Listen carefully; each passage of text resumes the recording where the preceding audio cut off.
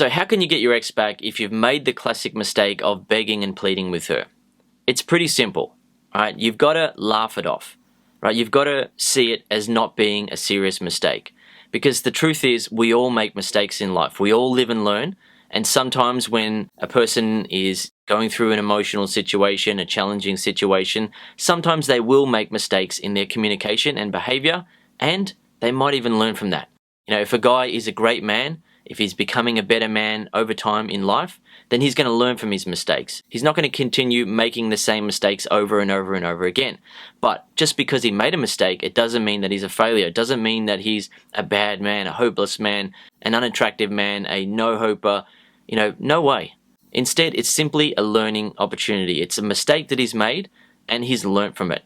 So when you talk to your ex about the fact that you're begging and pleading, you can laugh and say that we all make mistakes. Yes, I was being silly. You've probably said or done silly things in the past too. And then just laugh it off. From then on, you just need to be a confident, masculine man in every interaction that you have with her, and she will then begin to respect you again. She'll begin to forget about the mistakes that you made because, hey, you're able to look at it and laugh at it and say, yeah, you know, I was being a bit silly there. You know, hey, we all make mistakes in life. I'm sure you've made some mistakes at times. You know, when I look back at it now, I think, you know, that was pretty silly of me to react like that, but hey, we all live and learn. Then from then on, just be the confident, masculine, mature man that you have now become. Don't let her continue to bring that stuff up, or don't let it continue to make you feel bad and feel like you've made a fatal mistake, a horrible mistake, that you're hopeless, that you're a horrible man for doing that. No.